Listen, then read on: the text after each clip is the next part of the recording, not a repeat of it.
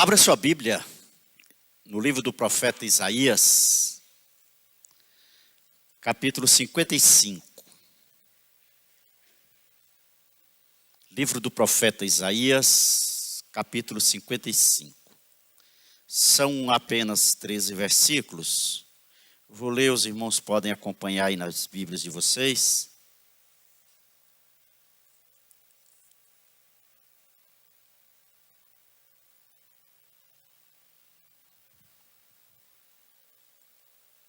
E mais uma vez Deus conduziu o ministério do louvor, né?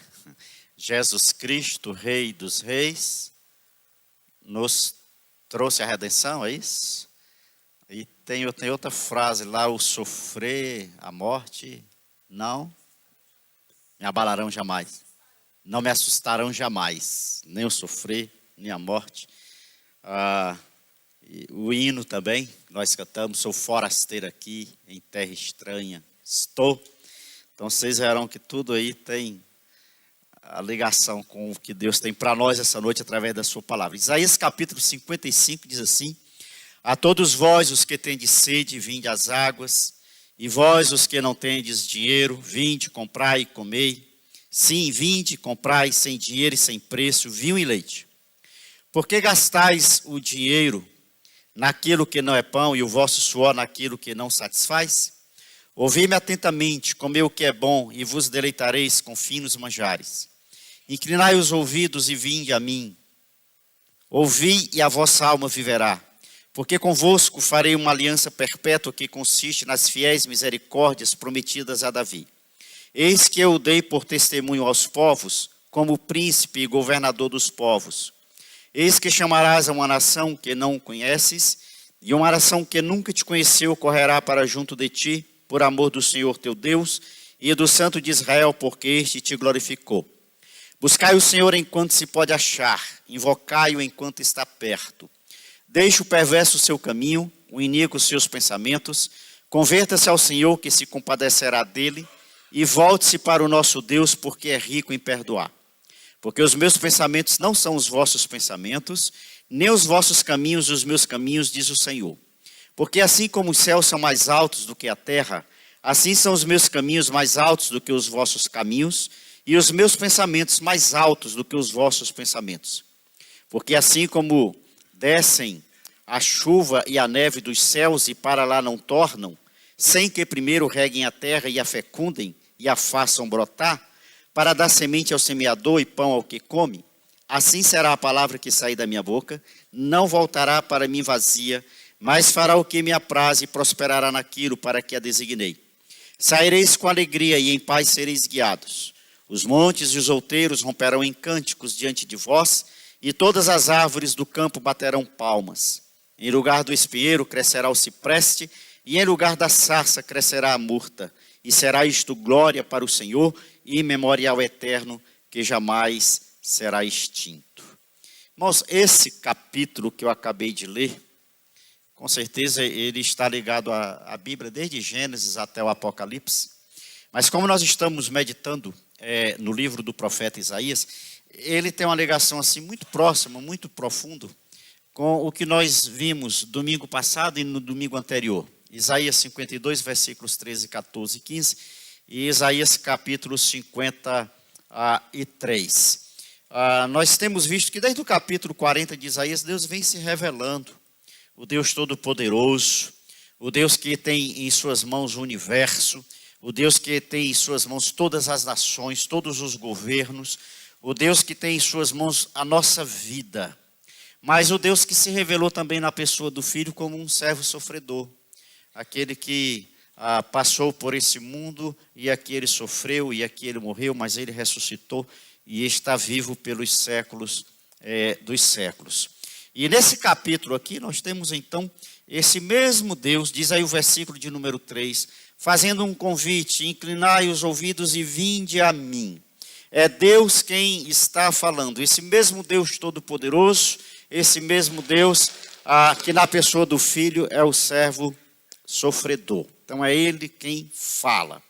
E neste capítulo que eu acabei de ler, nós encontramos uma exortação de extrema importância para todos os seres humanos. há muitas coisas importantes aqui na terra.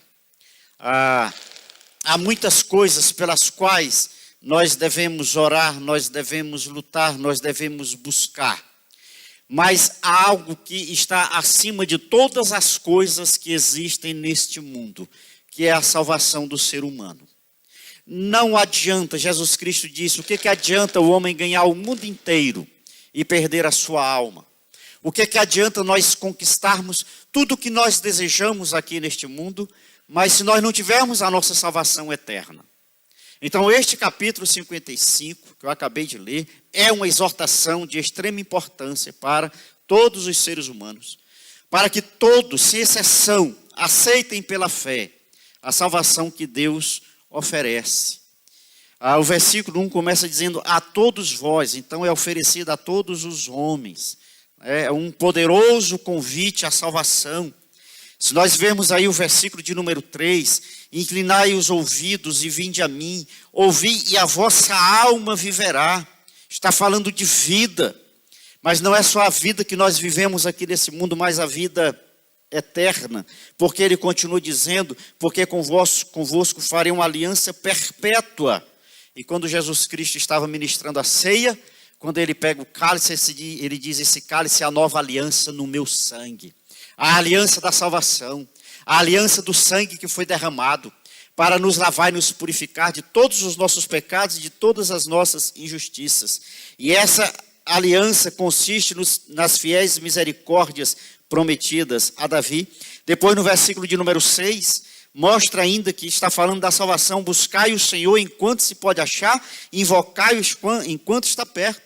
E o 7 diz, deixa o perverso o seu caminho, o iníquo deixa os seus pensamentos, converta-se ao Senhor, que se compadecerá dele, e volte-se para o nosso Deus, porque é rico em perdoar. Está falando aqui de salvação, de perdão dos nossos pecados.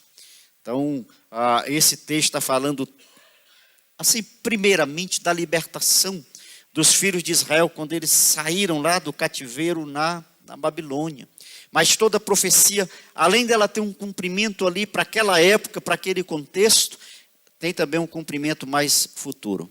E se falou aqui, por exemplo, da libertação do cativeiro da Babilônia, através de Ciro, está falando também da libertação do pecador, da escravidão do pecado, através do único que pode realmente libertar o ser humano e dar a ele liberdade, que é o nosso Senhor e Salvador Jesus Cristo.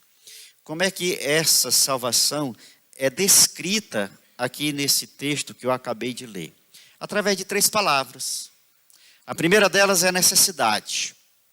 Agora, não é necessidade material. Muitas vezes nós achamos que se nós tivermos, nós seremos felizes. Se nós tivermos uma casa melhor, se nós tivermos um carro melhor, se nós tivermos um emprego melhor, se nós tivermos um salário melhor, se nós tivermos. Mas esse texto não está falando de bens materiais. Também não está falando aqui de algo emocional. Se todas as minhas necessidades de afetividade, as minhas necessidades emocionais forem supridas, então eu serei feliz. Não, também não é por aí. Ele está falando aqui de uma necessidade espiritual.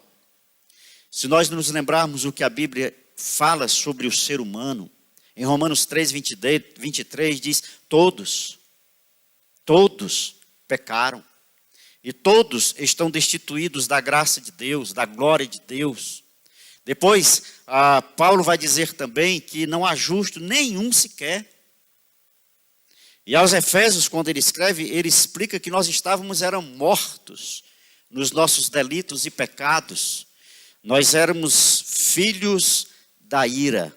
Então ele vai falar aqui de necessidade espiritual. E como essas necessidades aqui são descritas? No versículo de número 1 fala de sede. Todos vós que tendes sede. Só que essa sede aqui não é de água. É uma sede de Deus que todo ser humano tem. Lembram de João 4? Aquela mulher samaritana? vai buscar água no poço, ela encontra-se com Jesus Cristo pede água a ela estranha, um homem judeu conversando com ela, e Jesus Cristo disse: se você soubesse quem te pede água, você lhe pediria e ele te daria água da vida. E Jesus vai dizer que ele é a água da vida. Então, a necessidade aqui primeiro é de sede. O texto fala de necessidades básicas aqui. Engraçado, ou interessante, ou fantástico, né, Josmar? Que o escritor aqui, o profeta Isaías, ele usa expressões assim: todos vós, os que têm de sede, vinde às águas. É um convite, e como o Esdras gosta de usar também, aqui nós temos uma metáfora do dia a dia do vendedor. Ele saía ali pelas ruas de Israel gritando. Não é tão diferente hoje, né? Só que hoje é com carro de som e às vezes o barulho é tão alto que a gente nem entende o que eles estão falando. Mas chamando o povo para comprar água ou para comprar alimento. Era assim que fazia já desde aquela época. Mas é a necessidade, além da sede, também a necessidade da fome. Vinde, comprai e comei. O versículo 2 fala de pão, fala do que é bom, fala de finos manjares. E novamente não está falando aqui da comida material. Jesus Cristo disse: eu sou o pão da vida. No capítulo 6 de João ele disse: nós precisamos nos alimentar dele para podermos viver. Precisamos comer daquilo que é espiritual para podermos viver neste mundo e sobreviver. A outra necessidade aqui, além da sede, além da comida, é a pobreza. Vinde vocês que não têm dinheiro. Está falando aqui da miséria total, daqueles que estão sendo convidados. A pessoa só consegue comprar se ela tiver dinheiro. A nossa salvação, ela já foi paga. E ela foi paga não através de ouro ou prata, mas foi através do sangue de Jesus Cristo.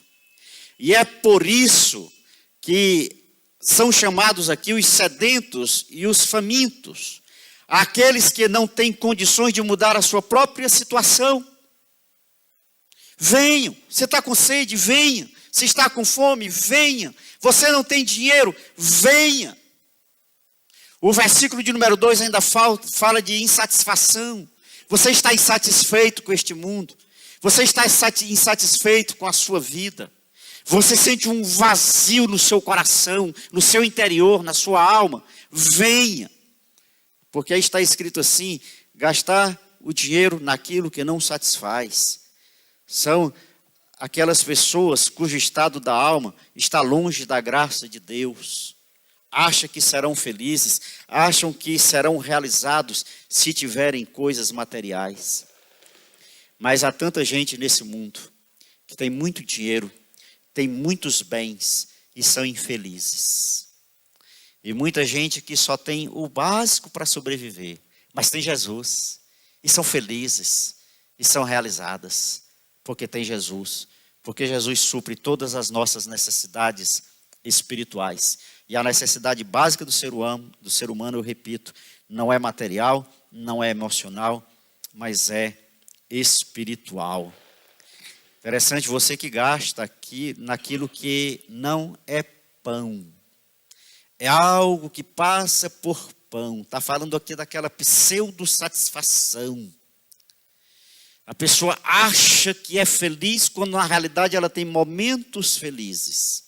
Porque a verdadeira alegria, a verdadeira felicidade, a verdadeira satisfação, nós só encontramos no Senhor Jesus Cristo. Somente em Jesus.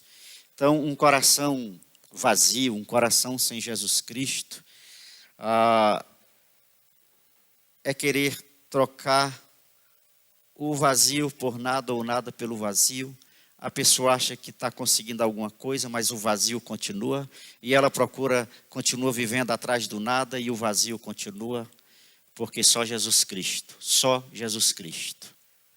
tem o poder de nos dar a verdadeira felicidade, a verdadeira tranquilidade, a verdadeira segurança e o suprimento das nossas necessidades.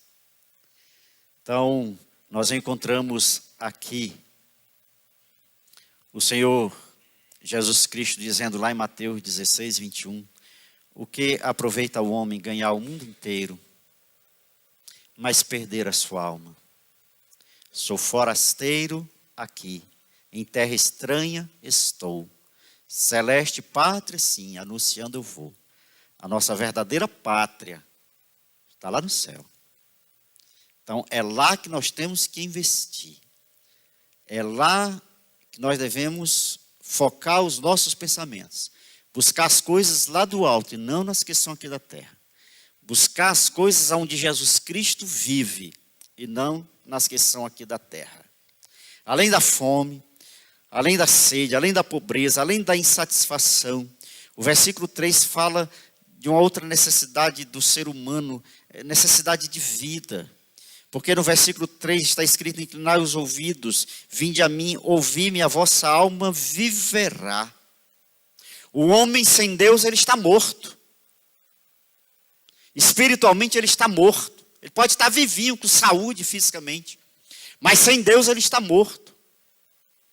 Ele pode passar a vida toda nesse mundo aqui sem adquirir uma única doença, morrer de senilidade, de velhice, mas se ele morrer sem Jesus, ele está morto. Espiritualmente, passa pela morte física, mas já estava morto espiritualmente antes mesmo da morte acontecer. O homem sem Deus está morto. Por isso que o versículo mais conhecido do Novo Testamento diz: Deus amou o mundo de tal maneira que deu seu Filho unigênito para que todo aquele que nele crê não morra espiritualmente, mas tenha a vida eterna. E aí, meus irmãos, pensando nisso, os versículos 6 e 7 nos dão as orientações. A primeira delas é que nós devemos buscar o Senhor. Buscar o Senhor enquanto se pode achar, invocar enquanto está perto. Essa palavra enquanto, ela aparece aí 2 vezes. É condicional. Nós devemos buscar o Senhor enquanto se pode achar. Vai chegar um dia em que as pessoas vão buscar Deus e não vão conseguir mais encontrar.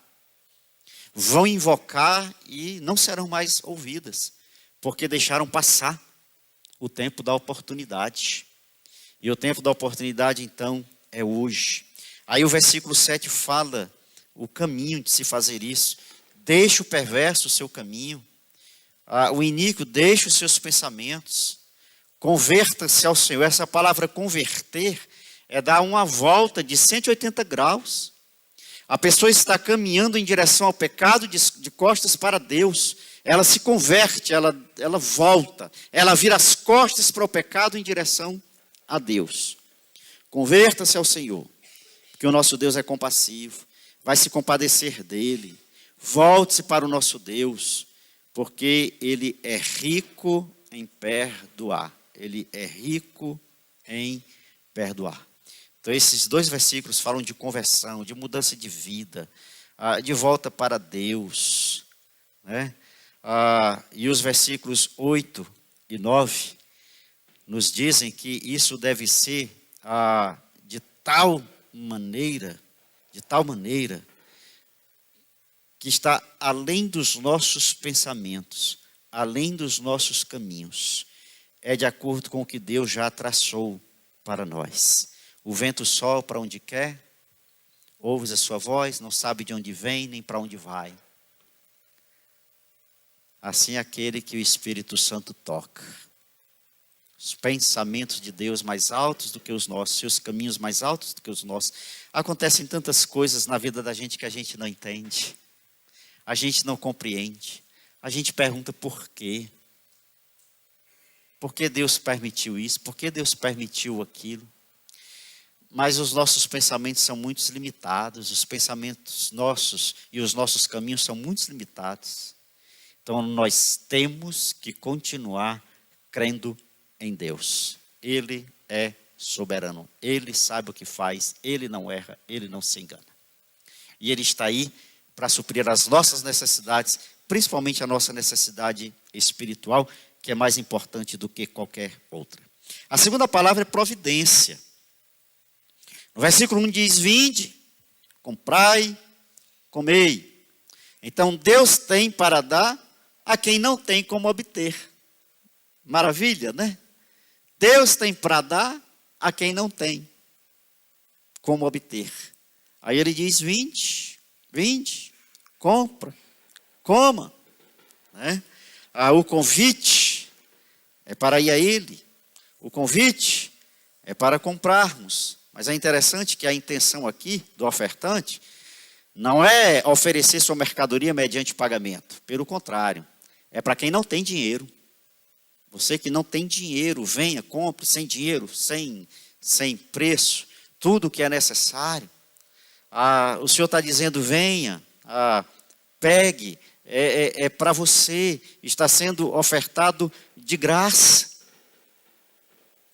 Lá em Mateus capítulo 11, versículo 28, 29 e 30, Jesus Cristo diz assim: vinde a mim, você que está cansado, você que está sobrecarregado, eu te aliviarei. Então, o que nós precisamos fazer é ir a Ele. Se estamos cansados, sobrecarregados, Ele alivia. Se estamos com sede, Ele mata a sede. Se estamos com fome, Ele mata a fome. Se estamos insatisfeitos, Ele nos dá satisfação. Se não temos certeza para onde vamos depois que morrer, Ele nos dá certeza da vida eterna. Vinde, é um convite, vinde. Venha até mim. Então Deus faz o convite para que todas as pessoas, em todas as eras, em todos os lugares, recebam os bens da salvação, os bens da redenção. No versículo de número 2 está escrito: ouvi-me e comei. Aqui nós temos dois imperativos: ouvi-me e comei. No hebraico, o sentido é condicional. É como se o texto estivesse dizendo assim: se ouvirdes, comereis. Então Deus está dizendo: ouvi-me. E se você der atenção às minhas palavras, se você guardar as minhas palavras, então você ficará satisfeito. Depois, ainda no versículo 2, o comecinho do 3, ele diz: ouvi-me e vinde a mim.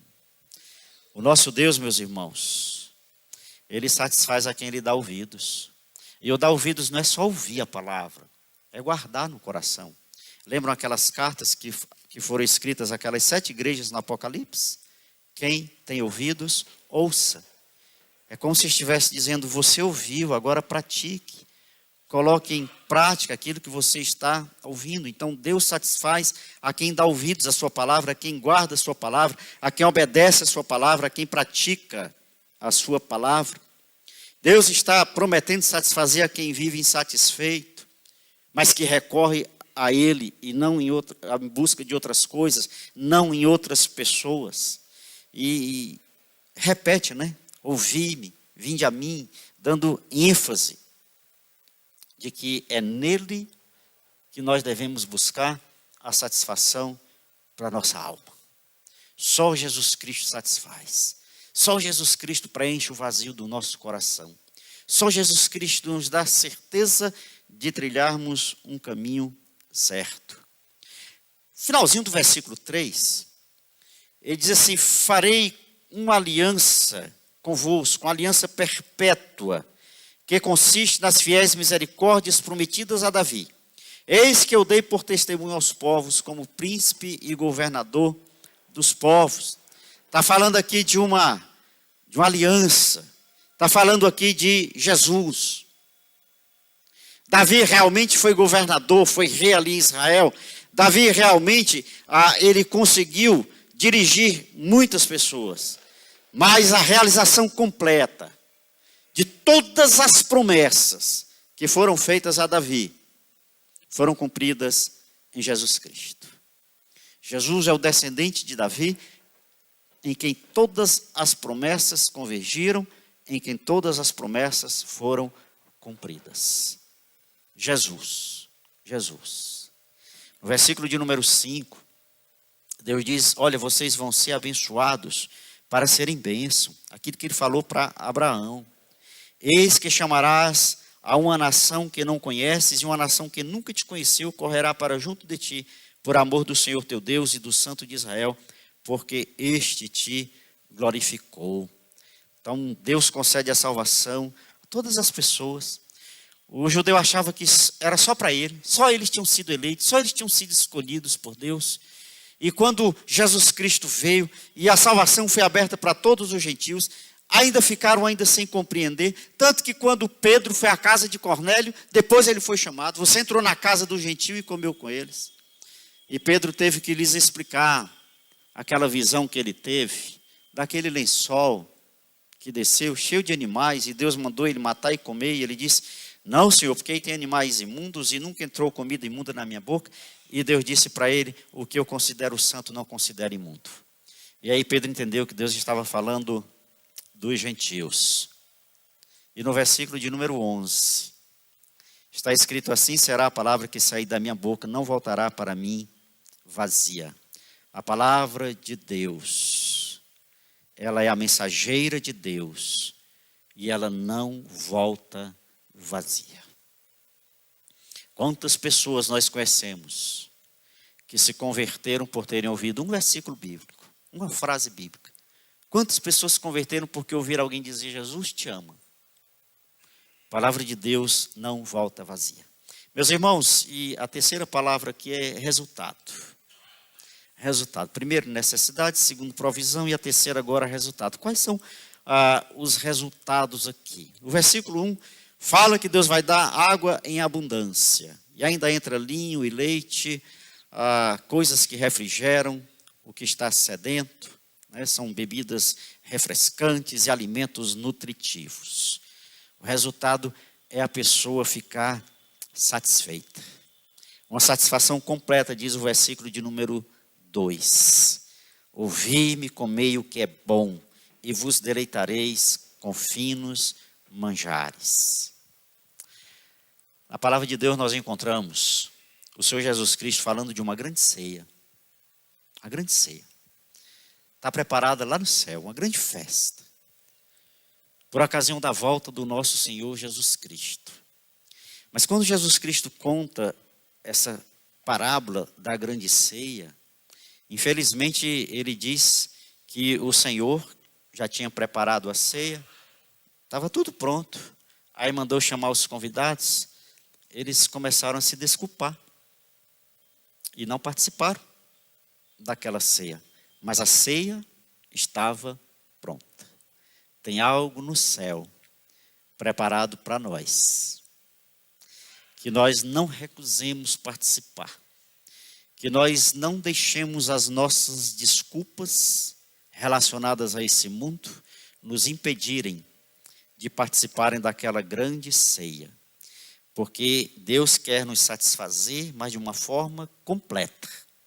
E nós só vamos ficar satisfeitos completamente quando nós chegarmos lá no nosso lar celestial, como já foi dito aqui essa noite, onde não haverá mais enfermidade, não haverá luto, não haverá morte, não haverá dor, não haverá nada de ruim. Estaremos completamente satisfeitos na presença do nosso Senhor e Salvador Jesus Cristo. Por isso que o versículo 3 diz, a vossa alma viverá. Essa vida que nós vivemos aqui, neste mundo, essa vida natural, ela é apenas uma imagem de um plano mais alto. O que nós vivemos aqui é passageiro, é transitório, tudo vai se acabar. É apenas uma imagem meio obscura do que será a realidade. Porque enquanto nesse mundo nós vemos obscuramente como que no espelho. Mas lá no céu não. Nós seremos semelhantes a Ele, ao nosso Senhor Jesus Cristo. E vamos vê-lo como Ele é. É esse dia aí que nós temos que aguardar. Quando nós vamos adentrar os céus, nos encontrar com o nosso Senhor e Salvador Jesus Cristo. Então, Isaías aqui está falando da vida eterna. Depois, nos versículos 4 e 5, o outro resultado é que Jesus Cristo será proclamado com poder. E ele vai receber as nações por herança. Dizem o versículo de número 4. Eis que eu dei por testemunho aos povos, como príncipe e governador dos povos. Jesus Cristo é o verdadeiro Rei dos Reis. Jesus Cristo é o Senhor dos senhores. É Ele que tem o domínio sobre tudo e sobre todos. E o versículo de número 5. Todas as nações serão dadas a Ele. É o que também fala o salmista no Salmo de número 2, os versículos 8 e 9. Então nós somos abençoados para sermos bênção. Outro resultado, outro benefício é o perdão de Deus. Como nós já lemos aí os versículos 6 e 7. Então o pecador, quando ele se arrepende, sem dúvida alguma, ele encontra misericórdia. E ele recebe de Deus o perdão de graça, pela graça de Deus, pela graça de Deus. E no versículo 7, nós temos o caminho para encontrarmos isso. O arrependimento, o regresso ao Senhor, o que está escrito lá em Apocalipse 2 para a igreja de Éfeso. Lembra onde você caiu? Lembra? E volta à prática das primeiras obras. Devemos nos lembrar que Deus, Ele perdoa misericordiosamente, graciosamente e abundantemente. E Ele faz isso por causa do sacrifício do nosso Senhor e Salvador Jesus Cristo, que nós já vimos em Isaías 52 e Isaías 53. Foi Jesus quem deu a sua vida por nós. E aí nós passamos por essa transformação completa, que o Espírito Santo de Deus realiza na nossa vida. Meus irmãos, versículos 10 e 11, nós temos outro resultado aí. Segurança. Segurança. Como nós precisamos de segurança.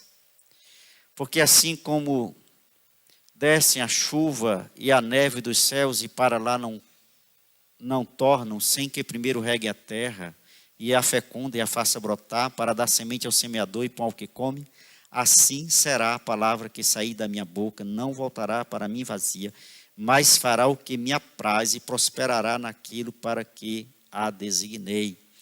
Então a promessa é aí de segurança. Assim como as coisas da natureza acontecem do jeito que Deus ordenou que aconteça, assim é conosco. Conosco. Vai acontecer o que já está predeterminado por Deus. Então, se está predeterminado por Deus, nós temos segurança de que Ele não perde o controle. Ele não perde as rédeas. Ele é Deus. E Ele diz, agindo eu, quem impedirá? Ninguém pode agir. Então, nele nós temos segurança. E, finalmente, os versículos 12 e 13 nos falam aí de promessas que são quase que indescritíveis, né? Saireis com alegria e em paz sereis guiados. Os montes e os outeiros romperão em cânticos diante de vós e todas as árvores do campo baterão palmas. Era o povo voltando do cativeiro da Babilônia para Jerusalém. Em lugar do espinheiro crescerá o cipreste, em lugar da sarça crescerá a murta. Nós caminhando para a nossa Jerusalém celestial. Estamos indo. Já estamos bem próximos. Antigamente cantava um hino que falava sobre Canaã. Que estava longe. Já de longe avistamos Canaã. Estamos fracos, tão cansados. Mas aí o hino termina dizendo que chegamos em Canaã. Logo, logo nós chegaremos na nossa Canaã celestial. Esses versículos aqui falam de alegria. Esses versículos aqui falam de paz. É interessante, na Bíblia, pessoas que conheceram a Jesus Cristo como Salvador, como aquele eunuco, para quem Filipe pregou o Evangelho, diz que ele foi para sua casa feliz da vida, exultando de alegria. O carcereiro que se converteu com a pregação de Paulo, tanto ele quanto a sua família, depois de serem batizados, ficaram felizes da vida. Meus irmãos, só Jesus Cristo nos dá verdadeira alegria. Só Jesus e mais ninguém. É por isso que nós podemos cantar, essa paz que eu sinto em minha alma, não é porque tudo me vai bem. Esse gozo que eu sinto em minha alma, não é porque tudo me vai bem. Nós temos alegria, nós temos gozo no coração, apesar das circunstâncias. ainda que a figueira não dê o seu fruto, ainda que a oliveira não produza, lá no campo não haja gado, a nossa alegria está em Jesus, nossa felicidade está em Jesus. E aqui a natureza se une, os montes e os outeiros romperão em cânticos, as árvores do campo baterão palmas. As árvores batendo palmas, Josimar. Alegria do povo voltando para Israel e de nós caminhando para a nossa verdadeira pátria, para a nossa Jerusalém celestial. Então aqui fala de satisfação, fala de júbilo, quando os remidos pela mão do Senhor chegarão na nossa habitação que Jesus Cristo está preparando. Ele diz, eu vou preparar-vos lugar, e quando eu for e vos preparar lugar, voltarei. Eu acho que já está na fase de acabamento. Já está nos últimos detalhes. E aí, ficando pronto, ele vem nos buscar. Então, de uma forma poética, a natureza aqui, ela é personificada, ela é descrita, juntando-se à alegria dos remidos.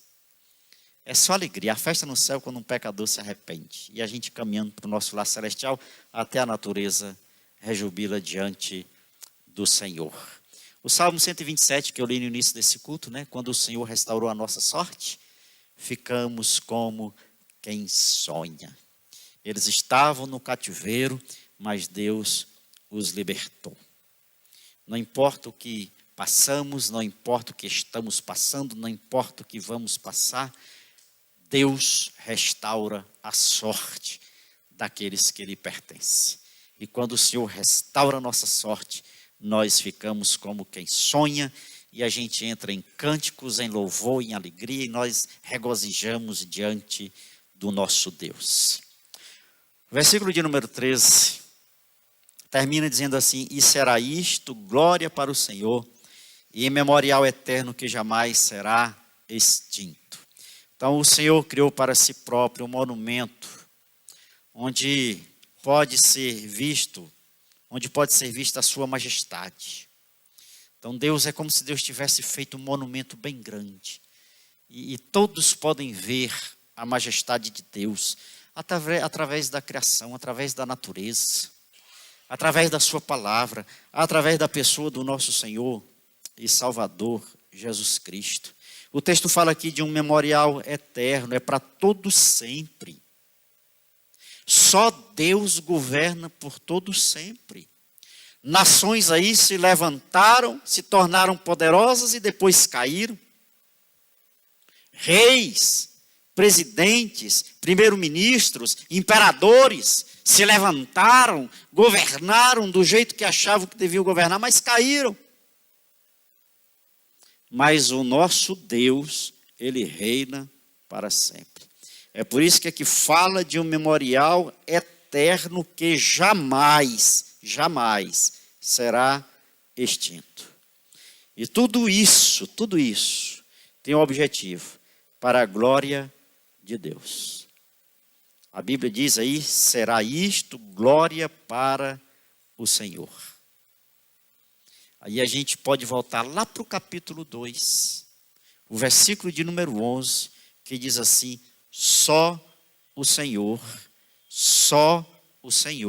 será exaltado naquele dia. Dia em que Jesus Cristo voltar para buscar os seus remidos, nós subindo em cânticos e louvores e a natureza batendo palmas e regozijando-se conosco, naquele dia só Jesus Cristo será exaltado, porque somente Ele é o Rei dos Reis e o Senhor dos Senhores. Quero convidar você a fechar os seus olhos. Quero que você responda para você mesmo.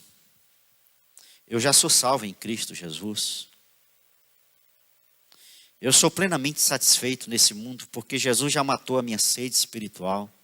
Porque Jesus já matou a minha fome espiritual. Porque eu não tinha recurso algum. para comprar a minha salvação, e Jesus Cristo pagou o preço dela, morrendo em meu lugar, com a sua própria vida. Se você tem isso, acredite, você tem tudo. Ninguém pode tirar isso de você. Você pode perder tudo que você tem, mas a sua salvação, ninguém pode tirar de você. Quem nos separará do amor de Cristo? Ninguém.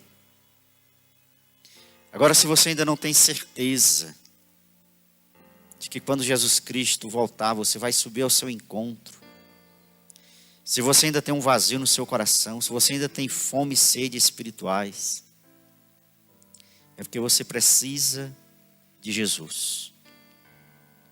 E Ele está te chamando, vinde a mim. Vinde a mim. Você que está cansado, sobrecarregado, eu te aliviarei. Vinde a mim, você que está com sede, com fome, e não tem como comprar essas coisas porque são espirituais. Vem a mim. Eu mato a sua sede, eu mato a sua fome. Eu faço você sentir alegria nessa vida, apesar de todas as circunstâncias, porque eu sou o seu Deus. Se você ainda não tem Jesus Cristo, aceite o convite que Ele faz. Vá até Ele. Deixe o perverso o seu caminho, o iníquo os seus pensamentos. Converta-se ao Senhor, que se compadecerá dele. Volte-se para o nosso Deus, porque Ele é rico em perdoar. Ele quer perdoar todos os seus pecados e te conceder a vida eterna. Senhor, nós te louvamos, nós exaltamos e glorificamos o teu santo nome, porque tu és o nosso Deus, tu és o nosso Salvador, tu és o nosso Senhor, tu és o nosso Pai, aquele que cuida de nós, aquele que nos guarda, aquele que nos protege, aquele que supre todas as nossas necessidades. E nós te agradecemos por isso, porque o Senhor se revelou a nós, porque o Senhor fez tudo por nós, e o Senhor nos concede tudo o que fizeste por nós de graça. Basta que da nossa parte nós criamos. E nós te agradecemos por todos aqueles que creem. E pedimos por aqueles que ainda não creem, que o Espírito Santo do Senhor continue trabalhando na mente e no coração dessa pessoa, para, ó Deus, constrangê-la e convencê-la a crer no teu amor, na tua graça, na tua misericórdia, e recorrerem a ti, para receberem de ti o perdão dos pecados, para receberem de ti a vida eterna. Obrigado, porque um dia Jesus vai voltar, e todos vão se curvar diante dele, não importa quem seja, todos vão se curvar diante dele, e só ele será glorificado naquele dia. Todo joelho vai se dobrar diante dele, e toda língua vai confessar que ele é o Senhor, para a tua glória. Nós te louvamos por isso, em nome dele, em nome de Jesus. Amém. Amém.